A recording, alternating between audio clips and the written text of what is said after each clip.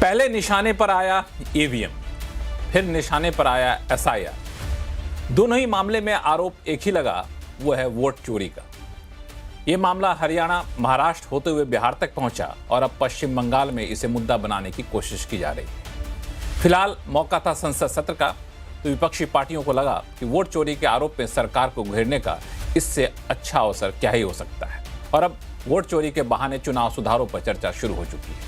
लेकिन इस चर्चा के बीच दो बड़े सवाल हैं। पहला सवाल राजनीतिक है कि आखिर वोट चोरी के आरोपों को उछालकर विपक्ष को क्या हासिल होगा। जिस मुद्दे को बिहार चुनाव में विपक्षी पार्टियां वोटरों के बीच मुद्दा नहीं बना पाई, उसे क्या पश्चिम बंगाल में जमीन पर उतार पाएगी। और दूसरा सवाल लोकतांत्रिक है या फिर कहें कि लोकतंत्र से जुड़ा हुआ है। चुनाव सुधार पर शुरू हुई चर्चा के दौरान राहुल गांधी ने जो मांगे रखी, क्या वो वाकई व्यवहारिक हैं?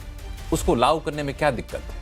मसलन चुनाव से कम 1 महीने पहले मशीन रीडेबल वोटर लिस्ट सार्वजनिक हो, यानी डिजिटल वोटर लिस्ट सार्वजनिक हो, सीसीटीवी फुटेज मिटाने वाला कानून वापस लिया जाए, विपक्ष को ईवीएम तक पहुंच मिले और उसका आर्किटेक्चर सार्वजनिक किया जाए, चुनाव आयुक्तों को सजा से बचाने वाला कानून बदला जाए।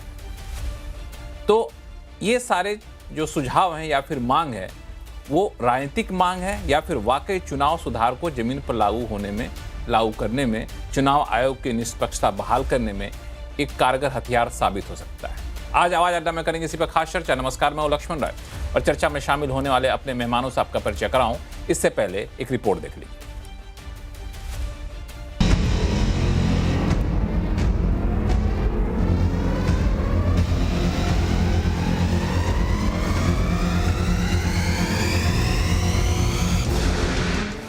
SIR यानी स्पेशल इंटेंसिव रिवीजन, ये शब्द आज की तारीख में विपक्ष का सबसे बड़ा मुद्दा बन गया है। इसलिए संसद में बहस के दौरान राहुल गांधी ने इसको लेकर सरकार और चुनाव आयोग को खूब घेरा।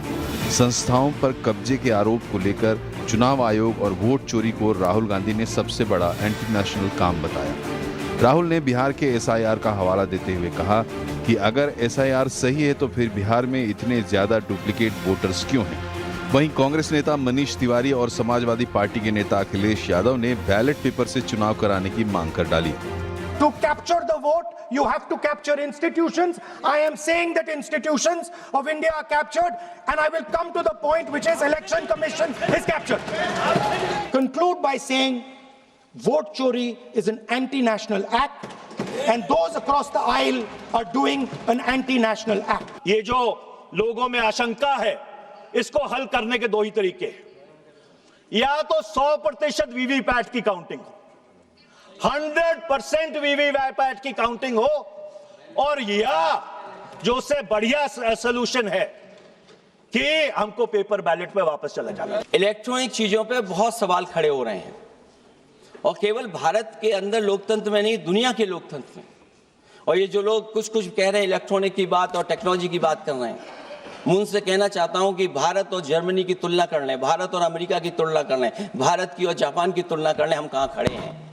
अगर वो संपन्न देश जो टेक्नोलॉजी में हमसे कई गुना आगे हैं, अगर वो स्वीकार नहीं कर रहे ईवीएम, तो आखिरकार हम ईवीएम को क्यों स्वीकार कर रहे हैं। संसद में बहस चली तो सरकार की तरफ से भी पलटवार हुआ।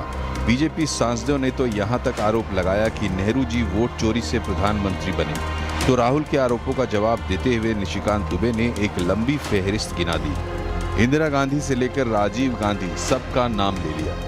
पहली बार ईवीएम, आपकी जानकारी के लिए, 1987 में पायलट प्रोजेक्ट के नाते राजीव गांधी जी लेकर आए। ये ईवीएम की पूरी हिस्ट्री है।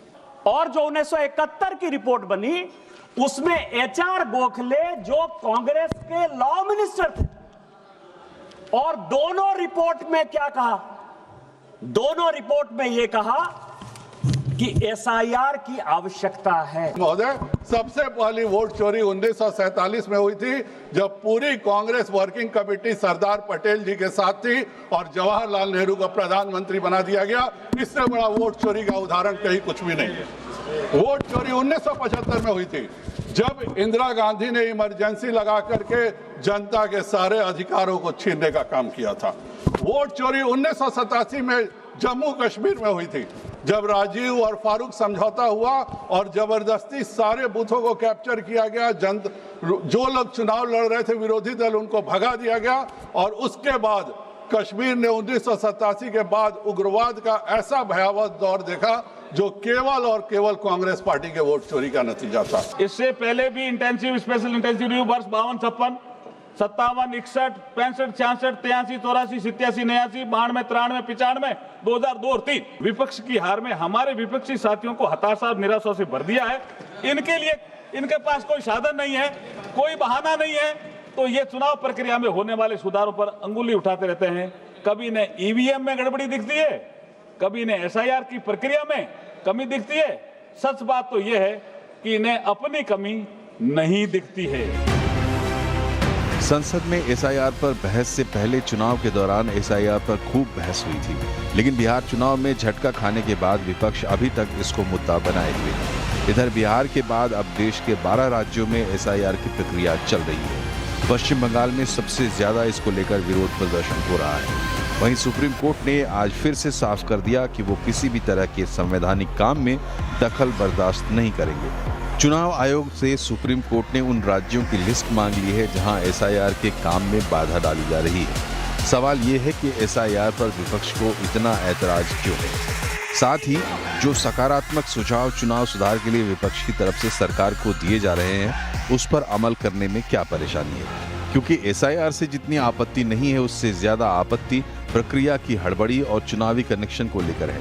ऐसे में वोटर लिस्ट शुद्धिकरण बिना सियासी दांवपेच के हो सके, उसको लेकर क्या कोई गाइडलाइन नहीं बनाई जा सकती ताकि लोकतंत्र का इकबाल और मजबूत हो? जो सवाल विपक्ष उठा रहा है उसके जवाब देकर सत्ता पक्ष भरोसे की बहाली करे ताकि लोकतंत्र और मजबूत और रोशन हो।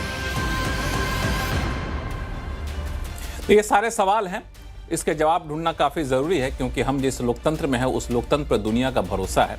हम लोग अपने आप को दुनिया का सबसे बड़ा, सबसे मजबूत लोकतंत्र कहते हैं, और जो विपक्ष पार्टी के नेता जब ये कहते हैं कि वोट चोरी एक तरह से देशद्रोही है, देशद्रोही हरकतें हैं, इसका जवाब तो आपको देना पड़ेगा। ये शंकाओं को दूर करना पड़ेगा। आज यही कोशिश करेंगे। हमारे साथ विशेष मेहमान हैं, भाजपा के प्रवक्ता प्रेम शुक्ला जी हैं, कांग्रेस के प्रवक्ता अंश वत्स हैं, टीएमसी के प्रवक्ता संजय शर्मा जी हैं, राजनीतिक विश्लेषक संगीत रागे जी कुछ ही देर में जुड़ेंगे, वरिष्ठ पत्रकार सतीश के सिंह साहब हमारे साथ जुड़े हुए हैं। आप सही मेहमानों का स्वागत हमारे शो में। शुरुआत प्रेम शुक्ला जी आपसे ही करूंगा। तमाम सफाई आप लोगों की तरफ से दी जाती रही, लेकिन आज जिस तरीके से संसद में राहुल गांधी ने बयान दिया, विपक्षी पार्टियों ने भी उनका समर्थन किया अलग अलग दलीलों को दे करके, सत्ताधारी पार्टी होने के नाते आपको तो इस कंफ्यूजन को, उन शंकाओं को निर्मूल साबित करना होगा। कैसे करेंगे आप? देखिए, जो निर्मूल शंकाएं ही निर्मूल हों, उनका निर्मूलन कैसे होगा? बिहार में लगातार कांग्रेस और उनके बगल बच्चा दल यह दुष्प्रचार करते रहे कि बिहार में बहुत सारे वैध मतदाताओं के नाम काट दिए हैं। सर्वोच्च न्यायालय पिछले कई महीनों से कह रहा है कि ऐसे कुछ वैध वोटर आप ले आए जो वैध थे फिर भी उनका नाम काट दिया गया। एक वैध वोटर आज तक ये सर्वोच्च न्यायालय में नहीं ले जा सके, जो वैध वोटर था फिर भी उसका नाम काट दिया गया। तो झूठ की बुनियाद पर खड़े गए सवालों का क्या जवाब हो सकता है? वोट चोरी की बात करते कि ईवीएम से वोट चोरी होती है।